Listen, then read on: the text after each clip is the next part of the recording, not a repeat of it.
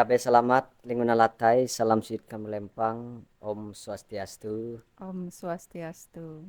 Selamat bertemu kembali di podcast Haring-Haringan, ruang dialog, refleksi, dan inspirasi spiritual generasi muda Hindu Karingan. Bersama saya, Dayu Anggara, dan pada episode kali ini, kita akan membahas tema yang sangat dekat dengan kehidupan generasi muda pada dunia pendidikan, yaitu wajah pendidikan agama saat ini. Di tengah perkembangan teknologi, media sosial, dan perubahan zaman yang begitu cepat, pendidikan agama menghadapi tantangan yang semakin besar. Banyak generasi muda memahami agama secara teori, tetapi belum tentu benar-benar menghayati nilai spiritual dan moral dalam kehidupan sehari-hari. Lalu, bagaimana wajah pendidikan agama saat ini? Apakah pendidikan agama masih menjadi pedoman hidup bagi generasi muda? Dan bagaimana peran guru, keluarga, serta lingkungan dalam membentuk karakter spiritual siswa di era modern. Untuk membahas hal tersebut, hari ini telah hadir bersama kita seorang guru agama Hindu yang memiliki perhatian besar terhadap pendidikan, karakter, dan spiritual generasi muda Hindu Karingan yang ada di Kota Palangkaraya. Om Swastiastu, Bu. Om Swastiastu. Ya, bagaimana kabarnya, Bu? Iya, baik. Baik, Astungkare. Astungkara. Kita sudah kedatangan narasumber yaitu Ibu Dewi Sinta MPD selaku guru di SMA Negeri 4 Palangkaraya. Tentunya, Iya. Bu. Ya, terima kasih, Bu, sudah berkenan hadir di podcast kami, Bu. Iya. Mungkin masyarakat tentunya belum mengetahui background dari Ibu. Mungkin kita mempersilahkan terlebih dahulu Ibu untuk memperkenalkan dirinya terlebih dahulu, Bu. Silakan, Bu. Oke, baik, terima kasih Dayu. Ya, Sebelumnya, tabe selamat linguna latai, salam sewujud karende melempang, Om Swastiastu. Om Swastiastu. Oke, selamat malam. Eh, Terima kasih, senang sekali pada malam hari ini saya bisa bergabung di sini pada podcast Haring-Haringan. Karingan. Oke, sebelumnya perkenalkan nama saya Dewi Sinta. Saya pada saat ini mengabdi di SMA Negeri 4 Palangkaraya sebagai guru pendidikan agama Hindu. Nah, asal saya berasal dari Kabupaten Katingan. Saya kelahiran tahun 1992. Kemudian di sini saya tinggal di Jalan Menteng 8, Kota Palangkaraya. Mungkin itu sedikit perkenalan dari saya. Ya, terima kasih, Bu. Nah, sebagai pertanyaan pembuka tentunya nih, Bu. Nah, bagaimana Ibu melihat kondisi karakter atau spiritual siswa saat ini itu, Bu? Oke, jadi kalau kita melihat eh, karakter dari peserta didik zaman sekarang ini, eh, mereka ini memiliki potensi yang luar biasa. Jadi generasi sekarang ini adalah generasi yang mudah dalam memahami, dalam menyerap informasi, mereka cepat belajar, kemudian juga kreatif dan juga berani dalam menyampaikan pendapat. Tetapi di sisi lain juga di tengah zaman yang serba canggih, yang serba ramai oleh informasi pada saat ini, seringkali para generasi muda kita ini mudah terpengaruh dengan hal-hal yang mereka lihat di media sosial.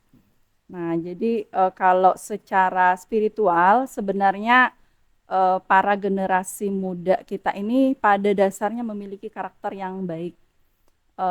Hanya saja akibat pengaruh dari gadget tadi, pengaruh dari game online, pengaruh dari lingkungan digital, sosial media, sehingga mengurangi pemahaman atau pendalaman terhadap spiritualitas tadi.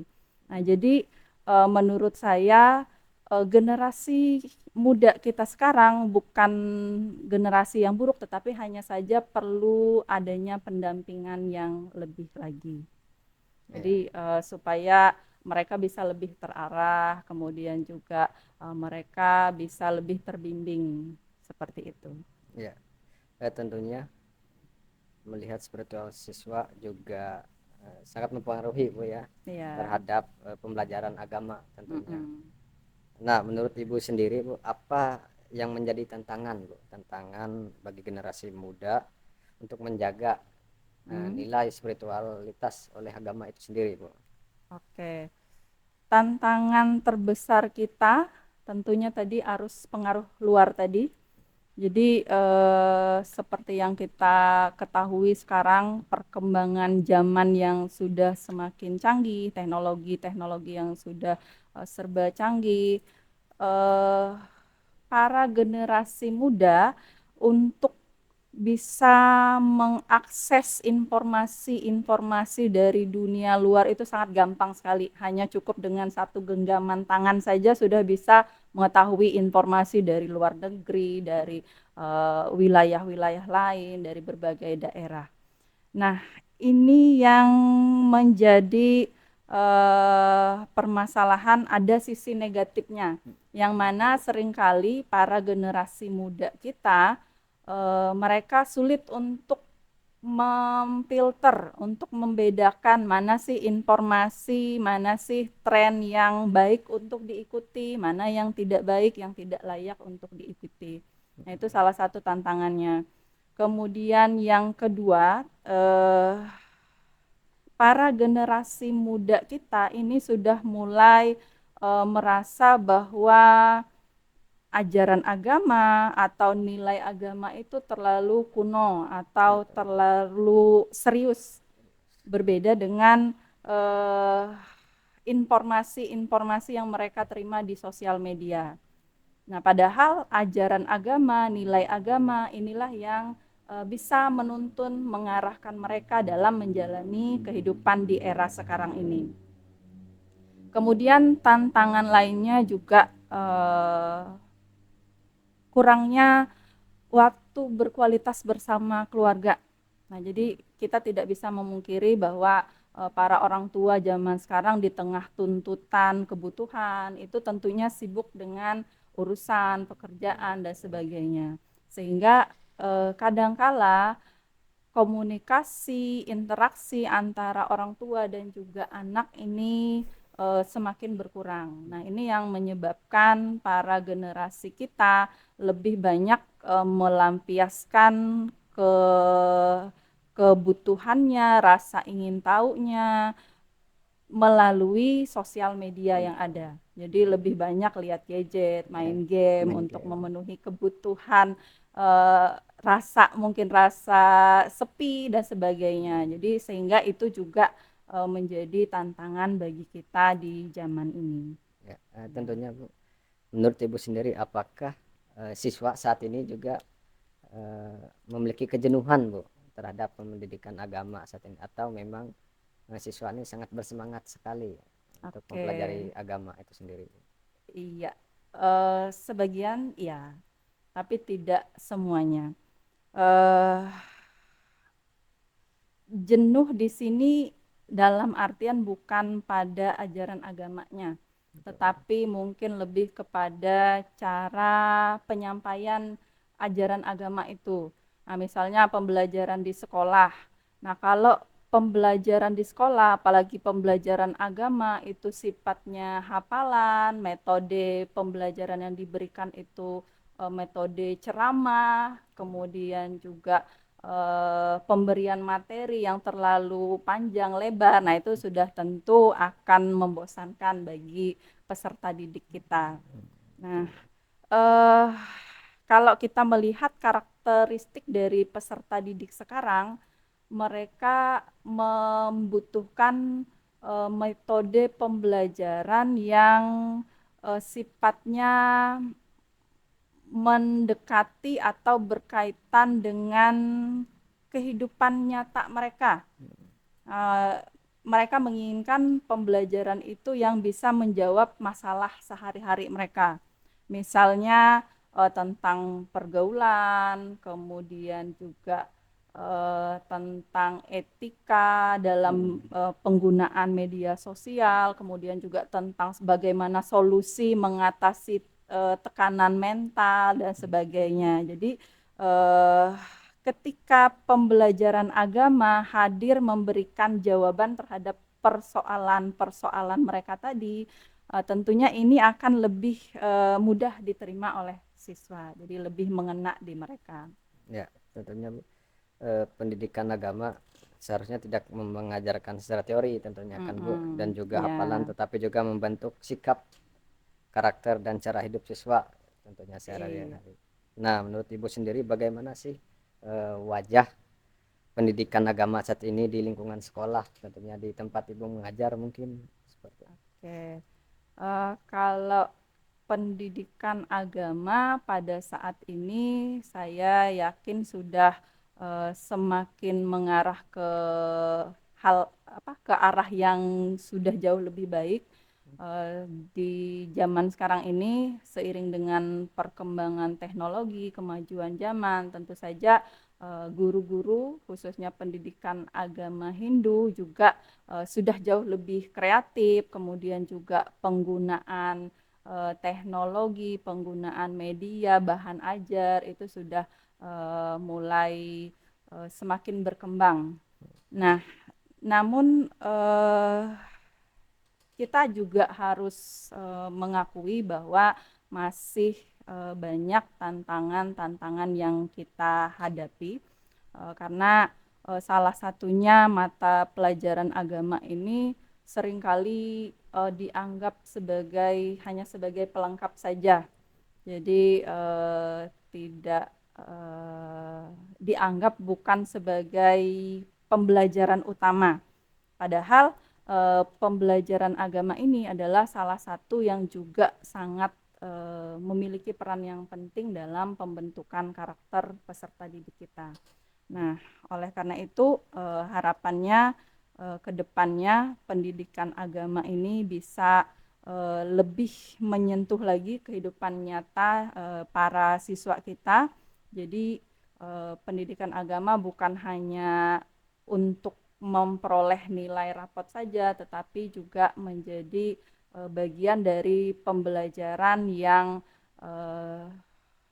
menjadi salah satu mata pelajaran yang bisa mengarahkan peserta didik kita untuk bisa memiliki karakter, memiliki kepribadian yang positif. Ya, ya mungkin eh, mendengar penjelasan Ibu tadi bahwa agama ini ya memang bukan salah satunya Bu ya, tapi harus diutamakan. Iya. Ya, pembelajaran yang memang harus diutamakan. Nah, apakah pembelajaran agama ini benar-benar sudah menyentuh hati siswa atau memang hanya sekedar pelengkap seperti apa yang Ibu sampaikan tadi? Apakah niat mereka belajar agama itu benar-benar sepenuh hati atau memang hanya mengikuti jam pelajaran saja seperti itu Bu? Mungkin. Oke. Apakah pendidikan agama ini sudah menyentuh hati siswa? Tentunya belum semuanya, karena kita juga harus mengakui bahwa ada beberapa siswa yang memang benar-benar mengikuti pembelajaran dengan sepenuh hati, tapi ada juga siswa yang hanya sekedar mengikuti pembelajaran karena sesuai dengan jadwal Ya betul, tadi betul. untuk bisa dapat Ya, nilai. Nah, karena memang untuk bisa menyentuh hati siswa ini bukanlah hal yang mudah. Tidak hanya PR bagi pembelajaran agama saja, tapi juga mata pelajaran lainnya. Nah, karena setiap siswa ini kan punya masing-masing karakteristik, punya masing-masing latar belakang. Mereka punya masing-masing kemampuan. Ada yang kemampuan dalam memahami itu dia cepat. Ada juga yang siswa yang agak lambat dibandingkan teman-teman lainnya. Nah, ini juga salah satu yang menjadi faktor bagi kita. Nah, akan tetapi ketika guru bisa berbicara dengan tulus, kemudian memberikan contoh nyata, serta bisa memahami karakter dan juga dunia siswa, biasanya itu akan lebih mempermudah kita dalam menyampaikan pesan atau ajaran pendidikan agama itu sendiri. Mungkin ketika kita berbicara tentang agama dan juga memahami, tentunya apakah siswa ini sudah memahami secara penuh tentang agama, karena tidak semua siswa juga boleh, karena itu Iya, menjadi PR guru. iya, Tentunya bagaimana membuat siswa ini lebih tertarik iya. metode-metode pembelajaran mungkin yang Mm-mm. disampaikan. Nah Bu, apakah mungkin di tempat Ibu, apakah pembelajaran agama ini sudah ibaratkan disamaratakan Bu?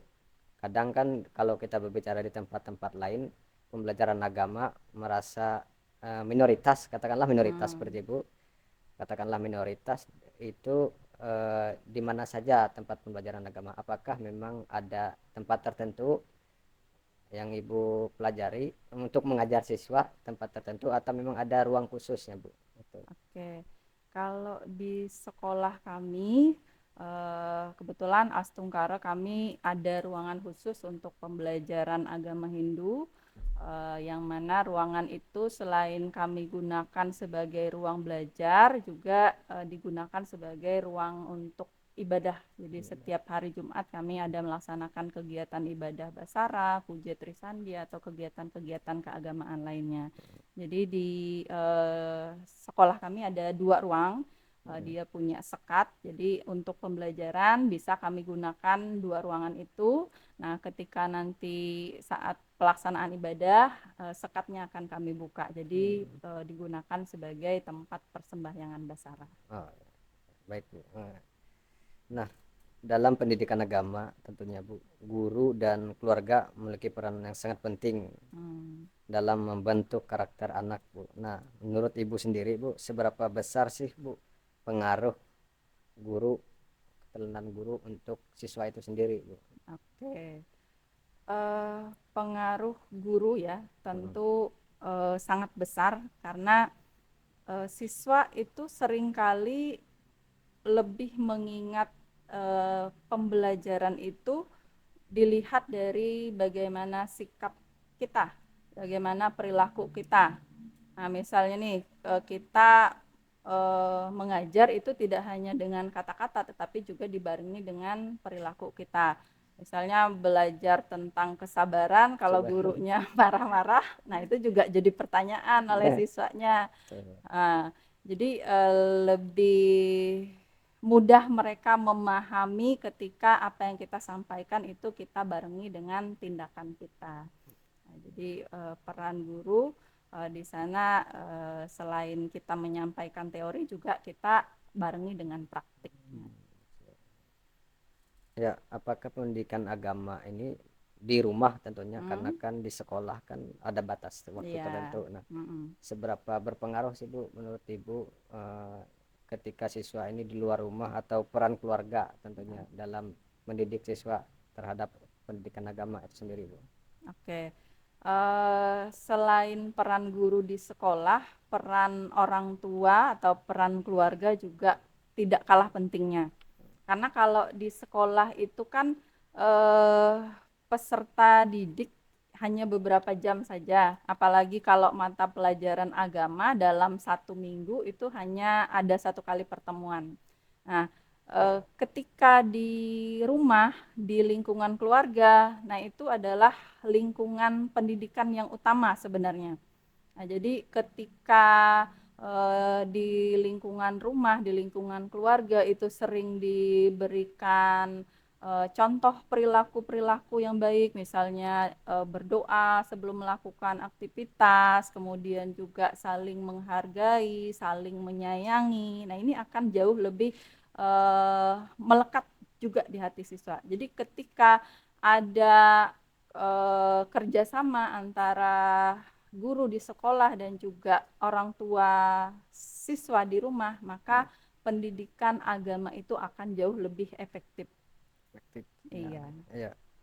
Nah Bu, mengapa Bu terkadang siswa lebih percaya media sosial Bu? Tentunya Mm-mm. seperti apa yang disampaikan Ibu tadi, bahwa siswa ini condong melihat sesuatu ya penggunaan media sosial, bukan apa Mm-mm. siswa sekarang lebih condong ke media sosial dibandingkan nasihat guru dan orang tua itu sendiri.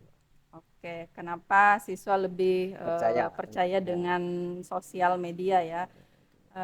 Jadi kalau berdasarkan dari yang kita alami juga tidak hanya siswa, sosial media itu biasanya lebih dekat karena dia Ya benar. lebih menarik, kemudian juga informasinya cepat, kita bisa dapatkan informasi dari mana saja.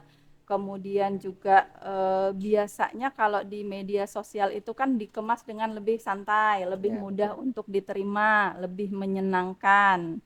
Nah, berbeda halnya ketika kita memberikan nasihat, memberikan wejangan, memberikan eh, pesan dari kita orang tua dan juga guru itu biasanya lebih membosankan bagi Misalnya mereka betul. karena sifatnya menggurui mungkin Menggurui bagi betul. mereka. Nah, itu yang membuat siswa kita lebih senang memperoleh informasi, memperoleh motivasi dari sosial media. Betul. Nah, ini juga menjadi PR bagi kita, orang tua dan juga guru untuk bisa bagaimana kita belajar menyampaikan pesan, kita menyampaikan ajaran agama itu dengan cara yang lebih relevan dan juga komunikatif. Jadi supaya lebih mudah untuk diterima oleh anak kita tadi. Nah, tentunya pendidikan agama ini tidak terlepas dari media sosial apa yang disampaikan itu Mm-mm. tadi. Nah, bagaimana kita sebagai guru tentunya agar bisa mendidik siswa ini agar mengikuti perkembangan zaman, Bu. Kadang Oke. seperti yang Ibu sampaikan bahwa pendidikan agama ini pembelajaran yang katakanlah kuno lah seperti itu, karena Mm-mm. kan eh, kadang pembelajarannya monoton, itu bagaimana Mm. kita bisa mengikuti perkembangan zaman seperti itu untuk Oke. mengajar siswa itu sendiri, Bu. Oke, jadi eh, supaya pendidikan agama ini bisa tetap mudah untuk diterima, apalagi dengan karakteristik generasi muda kita sekarang ini, tentunya kita para guru harus siap untuk selalu upgrade diri, untuk selalu mengikuti perkembangan zaman, terutama dalam hal teknologi-teknologi pendidikan, misalnya dalam cara kita memberikan pengajaran itu supaya lebih inovatif lagi, bisa menggunakan media-media pembelajaran yang sesuai dengan era sekarang, misalnya penggunaan televisi digital, kemudian juga konten-konten edukatif, kemudian juga metode pembelajaran kita tentunya harus bisa menyesuaikan perkembangan zaman, yang mana tentunya eh, tetap tidak keluar dari nilai-nilai ajaran agama kita tadi, ajaran Hindu Kaharingan. Ya, pendidikan agama juga memiliki peran penting dalam menjaga identitas spiritual tentunya, Bu. Hmm. Nah, bagaimana pendidikan agama dapat membantu siswa agar lebih bangga terhadap identitasnya, bahwa merasa tidak malu bahwa aku Oke, ini agama Hindu seperti itu. oke. Tentunya eh, bagaimana supaya siswa kita bisa bangga terhadap identitasnya sebagai umat Hindu Kaharingan. Tentunya kita mengenalkan ajaran Hindu Kaharingan ini bukan hanya sebagai atau dari segi ritualnya saja, tetapi juga sebagai warisan nilai yang luhur. Nah, anak-anak kita perlu tahu bahwa eh, budaya dan ajaran luhur kita memiliki makna yang mendalam. Jadi tidak hanya tentang ritual saja, tetapi memiliki makna-makna yang lebih dalam. Bagaimana menjaga hubungan antara kita manusia dengan Tuhan Sang Pencipta, kemudian bagaimana menjaga hubungan dengan alam semesta, dengan lingkungan, kemudian juga bagaimana menjaga hubungan dengan sesama kita. Nah, jadi kalau mereka memahami maknanya, tentunya perasaan bangga itu akan tumbuh dengan sendirinya. Ya, betul. Hmm. Nah, eh, menarik juga Bu, apakah di sekolah sekolah tentunya apakah hanya mempelajari pembelajaran agama Hindu secara umum, Hmm. apakah ada pembelajaran khususnya kita yaitu Mm-mm. Hindu Karingan yang kita Oke. terapkan di sekolah gitu Bu? Iya, oke.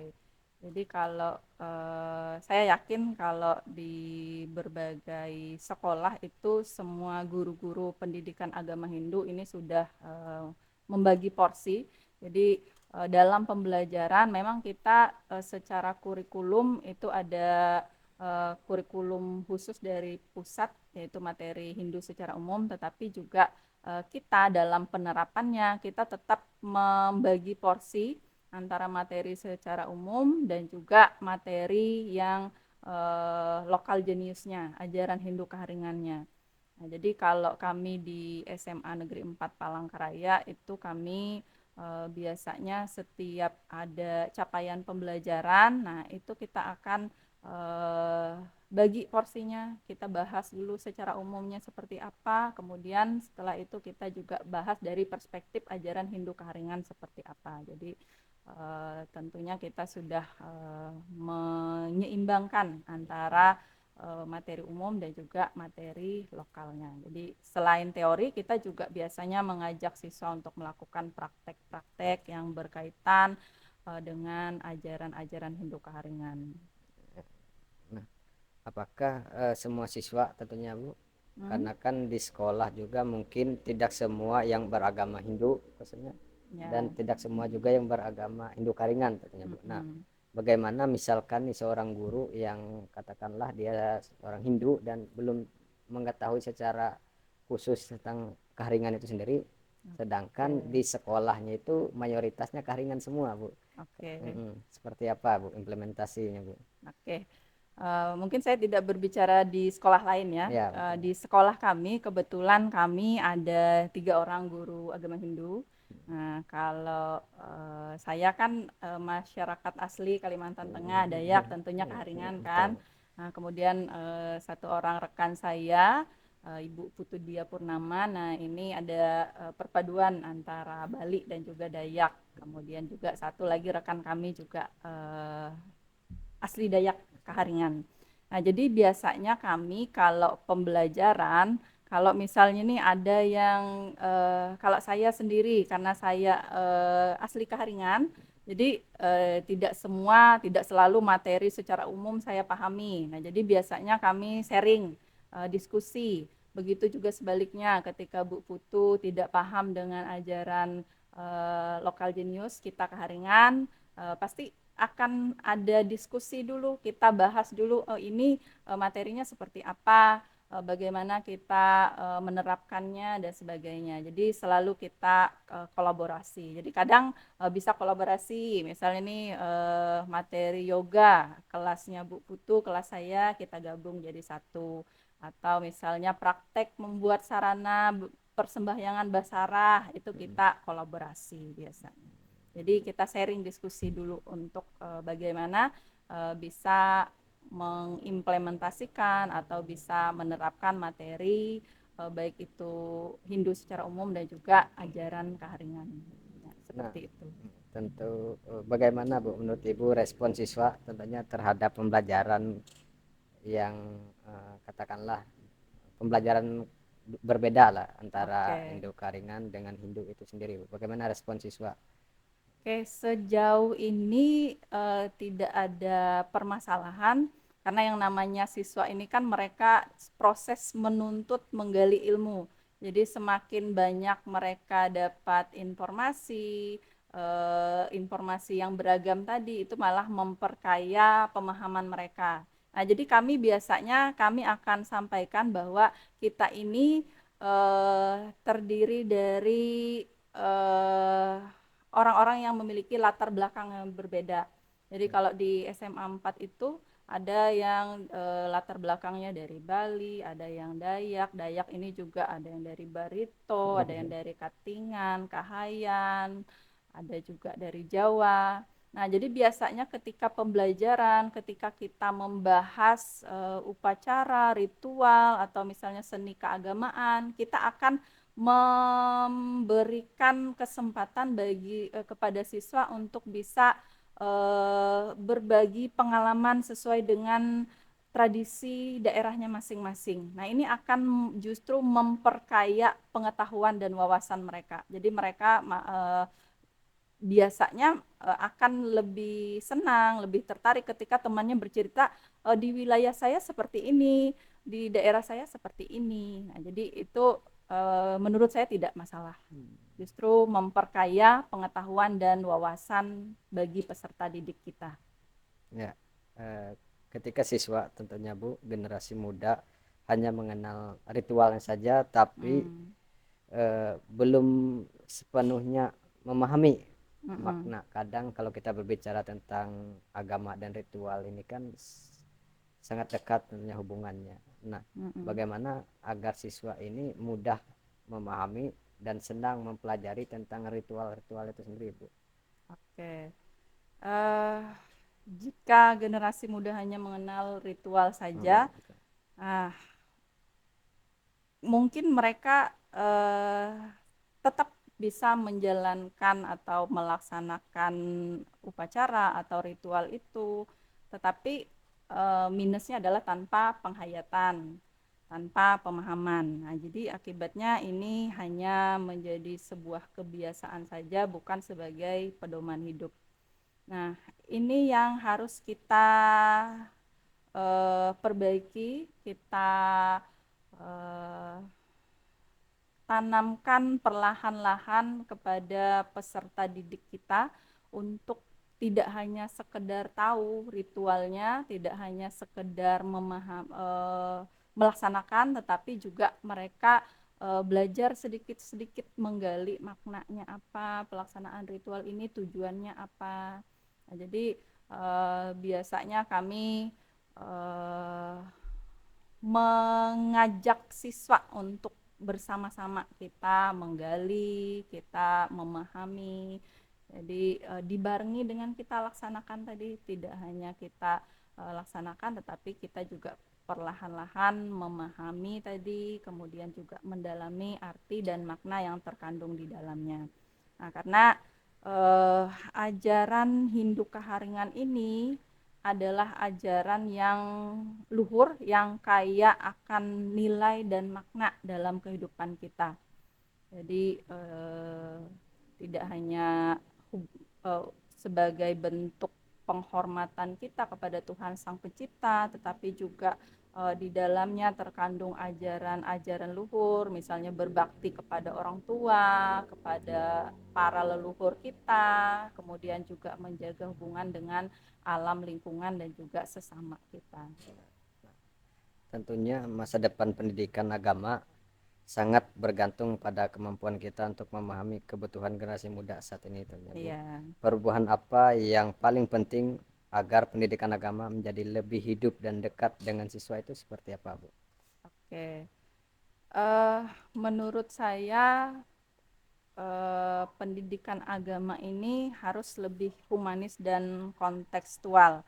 Artinya lebih dekat lagi dengan kehidupan siswa. Jadi harapannya guru-guru agama ini lebih banyak berdialog dengan peserta didik dibandingkan dengan sekedar ceramah saja. Nah, kemudian juga siswa juga perlu diajak untuk mengalami secara langsung nilai-nilai agama tadi dalam kehidupan sehari-hari. Jadi dibarengi dengan praktik dalam kehidupan sehari-hari. Ya. Gitu. Mungkin apa nih, Bu, suka duka mungkin selama Ibu mengajar di Hmm. SMA 4, mungkin, Bu, apa suka duka yang Ibu alami untuk mengajar siswa di SMA 4 itu sendiri, Bu? Oke. Kalau untuk suka dukanya tentu juga banyak, karena memang yang namanya mendidik generasi muda apalagi sedang masa-masanya pencarian jati diri, itu tentunya banyak juga hal-hal yang kita alami. Jadi kadang misalnya nih kita mau mengumpulkan siswa ibadah setiap hari Jumat, nah itu masih ada yang kadang berkeliaran, ada yang main voli di lapangan, ada yang tidur di kelas atau juga nongkrong di kantin. Jadi sampai kadang harus teriak-teriak dulu pakai toa. Nah, itu salah satu juga. Kemudian juga biasanya ketika ada kegiatan-kegiatan keagamaan misalnya kita mengajak seluruh siswa, ternyata tidak semuanya yang hadir. Nah, ini salah satu proses-proses pembiasaan yang memang harus kita tekuni sebagai seorang guru, karena yang namanya pembelajaran tadi tidak semudah sekejap mata. Jadi harus selalu kita lebih konsisten, tetap tidak berhenti di situ saja. Jadi tidak cukup sekali kita memberikan nasihat langsung harapannya siswa langsung mendengar, tidak seperti itu. Jadi semuanya harus berkesinambungan. Itu. Apa nih Bu harapan Ibu sebagai guru tentunya agar siswa untuk masa depan siswa khususnya Hindu Karingan ke depan ini seperti apa Bu harapannya? Oke, kalau harapannya ya tentunya siswa-siswi atau generasi muda Hindu bisa mengikuti perkembangan zaman, tidak tertinggal dengan kemajuan-kemajuan teknologi yang ada sekarang. Jadi harapannya para generasi muda kita itu bisa memanfaatkan kemajuan yang ada, kemudian mereka bisa menciptakan peluang mereka sendiri, mereka bisa bersaing dengan teman-teman lainnya, agama-agama lainnya. Jadi tidak merasa minder, apalagi dikatakan kalau kita ini sebagai minoritas. Nah, itu tidak menghalangi sebenarnya, mau dia minoritas atau mayoritas, itu tidak mempengaruhi. Jadi tergantung pada kemauan anak itu sendiri untuk bisa maju dan berkembang ke arah yang lebih baik. Ya, Ya. apa pesan yang ingin Ibu sampaikan Bu kepada para siswa agar tidak kehilangan arah dan nilai spiritual di tengah perkembangan zaman saat ini mungkin Bu? Pesan Ibu. Oke. Pesan untuk generasi muda kita, jangan malu untuk menjadi pribadi yang baik. Jadi jangan malu untuk menghormati orang tua, jangan malu untuk berkata jujur, berbuat jujur, dan juga menjaga nilai-nilai agama. Teknologi sekarang boleh berkembang, zaman boleh berubah, tetapi nilai spiritual hati kita tetap menjadi kunci utama yang bisa dijadikan sebagai pegangan kita dalam menjalani kehidupan. Nah, jadi harapannya generasi muda kita ini ke depannya cerdas secara ilmu dan juga kuat secara moral dan spiritual. Mungkin itu harapan ke depannya. Ya, dari pembahasan ini kita sudah memahami bahwa pendidikan agama bukan hanya tentang pembelajaran di sekolah, tetapi tentang bagaimana membentuk hati, karakter, dan kesadaran spiritual generasi muda. Terima kasih kepada Ibu yang sudah meluangkan waktunya Bu, kepada pemirsa tentunya yang sudah stay dan menonton di podcast Saring Karingan. Kami selaku saya Dayu Anggara selaku MC mengucapkan terima kasih Bu. Iya, terima kasih Sudah kembali. berkenan hadir di podcast Saring Karingan. Semoga diskusi hari ini bisa menjadi pengingat kita semua bahwa pendidikan agama harus mampu menjadi cahaya, arah, dan pegangan hidup bagi generasi muda Hindu Karingan dimanapun berada. Saya Dayu Anggara dan pamit undur diri. Kami akhiri. Om Om Santi Santi Santi Santi Santi Santi Om Om Sahi. Sahih.